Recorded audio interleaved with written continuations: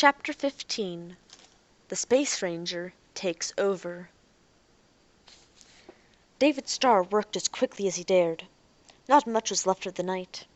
Some of the excitement and tension were beginning to fade, and the utter weariness that he had been refusing to acknowledge for hours was soaking in just a bit. His small pencil flash flickered here and there. He hoped earnestly that what he sought for would not be behind still additional locks. If it were, he would have to use force, and he was in no mood to attract attention just then. There was no safe that he could see, nothing equivalent to such an object. That was both good and bad. What he looked for would not be out of reach, but then again it might not be in the room at all. What would be a pity after the carefully planned manner in which he had obtained the key to this room? Hens would not recover quickly from the working of that plan. David smiled. He himself had been almost as surprised as Hens at the very first. His words, "I am the Space Ranger," had been the very first he had spoken through the force shield since his emergence from the Martian caverns. He could not remember what his voice had sounded like there. Perhaps he had not truly heard it. Perhaps under Martian influence he had simply sensed his own thoughts as he did theirs. Here on the surface, however, the sound of his own voice had left him thunderstruck. Its hollowness and booming depth had been entirely unexpected. He recovered, of course, and understood almost immediately. Although the shield let air molecules pass, it probably slowed them.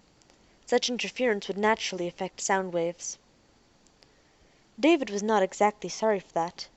The voice, as it was, would be helpful. The shield had worked well against the blaster radiation. The flash had not been stopped entirely. He had seen it clearly. At least the effect upon himself had been nothing compared to that upon Hens. Methodically, even as his weary mind turned these things over, he was inspecting the contents of shelves and cabinets. The light beam held steady for a moment. David reached past other gadgets to pick up a small metal object. He turned it over and over in the small light. He wound a little button which set at different positions and observed what happened afterward. His heart bounded. It was the final proof, the proof of all his speculations, the speculations that had been so reasonable and so complete, and yet had rested upon nothing more than logic. Now the logic had been borne out by something made of molecules, something that could be touched and felt. He put it in his hip boot pocket to join his mask and the keys he had taken from Hen's boots earlier in the evening. He locked the door behind him, and stepped out into the open. The dome was beginning to gray visibly. Soon the main fluorescence would go on, and day would officially begin. The last day, either for the poisoners or for Earth's civilization, as it then was. Meanwhile, there would be a chance for sleep. The Machian farm dome lay in a frozen quiet. Few of the farm boys could even guess at what was going on.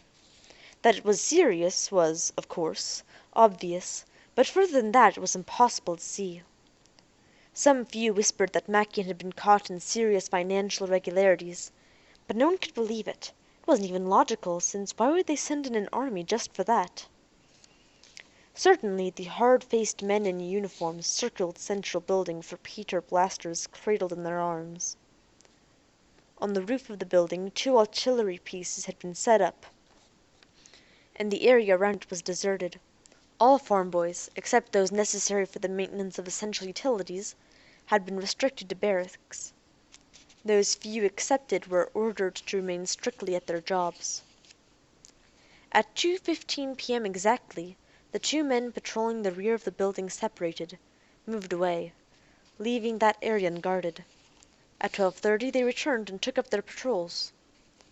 One of the artillerymen on the roof afterwards stated that he had seen someone enter the building in that interval.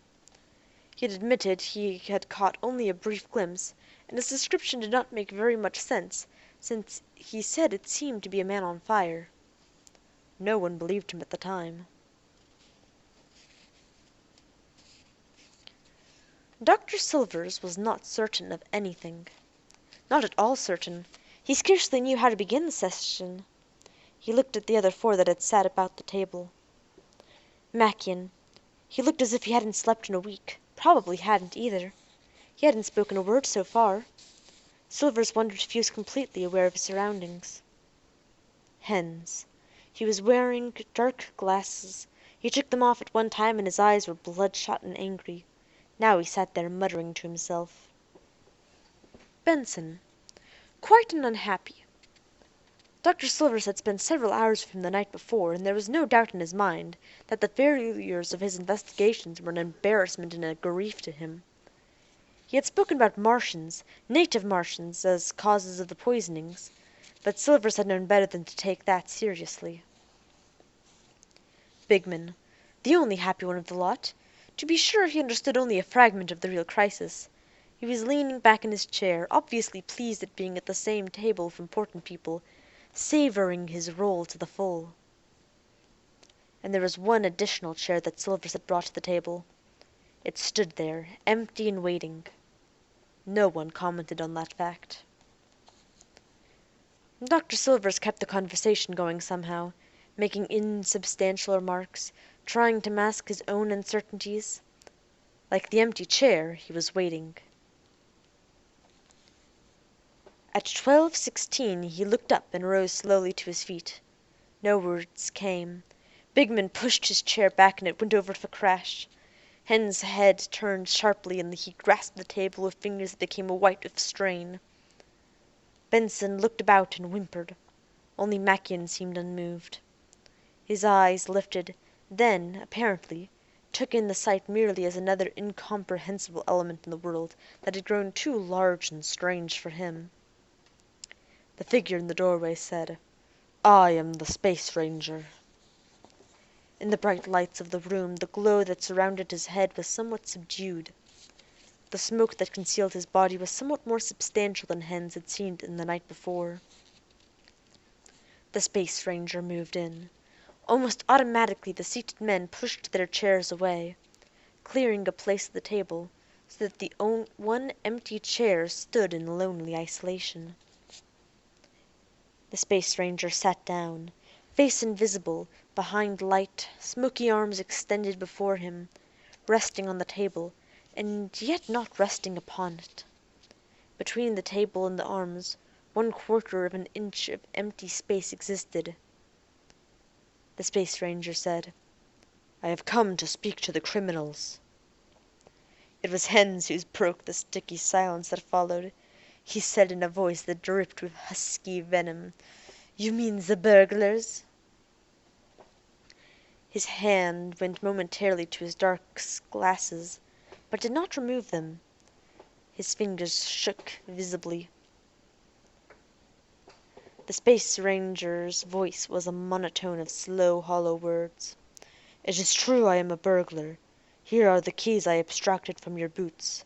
I need them no longer."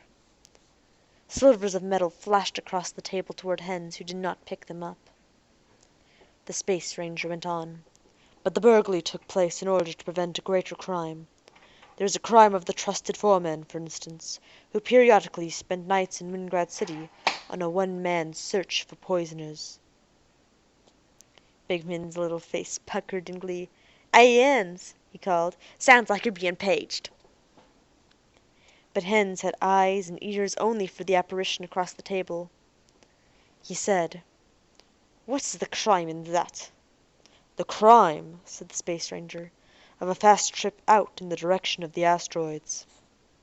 "Why, what for?" "Is it not from the asteroids that the poisoners' ultimata have come?" "Are you accusing me of being behind the food poisoning? I deny it. I demand your proof. That is, if you think you need any proof. Perhaps you think that your little masquerade can force me to admit a lie." "Where were you the 2 nights before the final ultimatum was received?" "I will not answer. I deny your right to question me." "I will answer for you, then. The machinery of the vast poisoning combine is located in the asteroids. Where what is left of the old pirate bands have gathered. The brains of the combine is here at Macian Farms."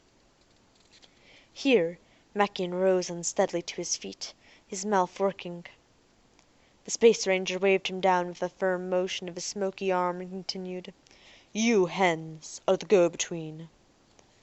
Hens did remove his glasses now. His plump, sleek face, somewhat marred by his red-rimmed eyes, was set into a hard mould. He said, "You bore me, Space Ranger, or whatever you call yourself. This conference, as I understand it, was for the purpose of discussing means of combating the poisoners. If it is being converted into a forum for the stupid accusations of a play actor, I am leaving." Dr. Silvers reached across Bigman to grasp Hens' wrist.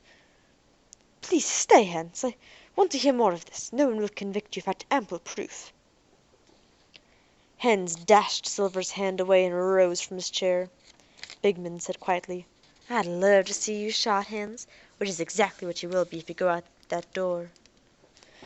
"Bigman is right," said Silvers. "There are armed men outside with instructions to allow no one to leave without orders from me."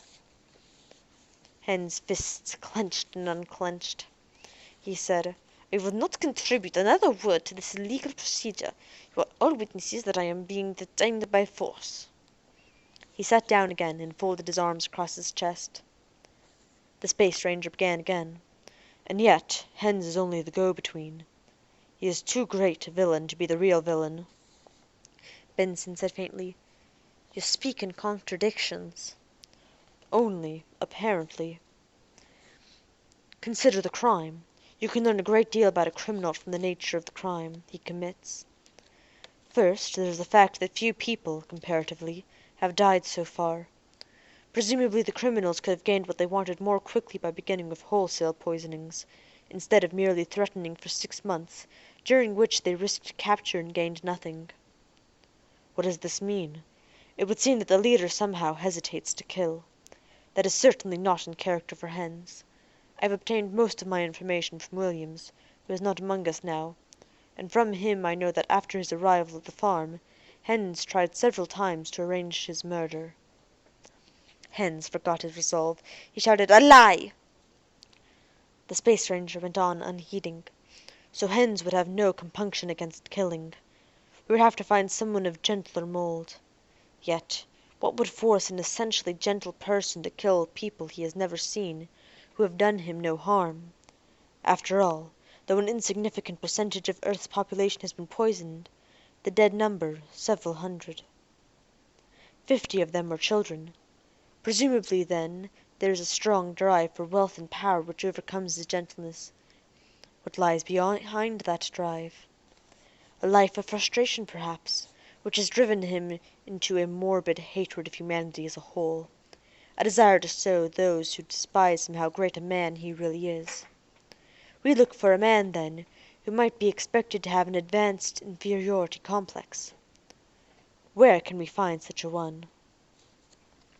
All were watching the Space Ranger now with an intentness that burned in every eye. Something of keenness had returned even to Macian's expression. Benson was frowning in thought, and Bigman had forgotten to grin. The Space Ranger continued, "Most important as a clue is what followed the arrival of Williams at the farm. He was at once suspected of being a spy. His story of the poisoning of his sister was easily shown to be false. Hens, as I have said, was for outright murder. The leader, with his softer conscience, would take another method. He tried to neutralize the dangerous Williams by developing a friendship for him, and pretending to unfriendliness with Hens. Let us summarize. What do we know about the leader of the poisoners? He is a man with conscience who has seemed friendly to Williams and unfriendly to Hens. A man with an inferiority complex resulting from a life of frustration, because he was different from others. Less of a man. Smaller. There was a rapid movement. A chair was thrust from the table and a figure backed rapidly away, a blaster in his hand. Benson rose to his feet and yelled, "Great space! Bigman!" Dr. Silvers cried helplessly, But I was to bring him. He has a bodyguard. He's armed." For a moment Bigman stood there, blaster ready, watching each of them out of his sharp little eyes. Well, that's certainly a twist. I hope you all enjoy, and you'll join me on Saturday for the final chapter of this book. Thank you and have a good evening. Bye!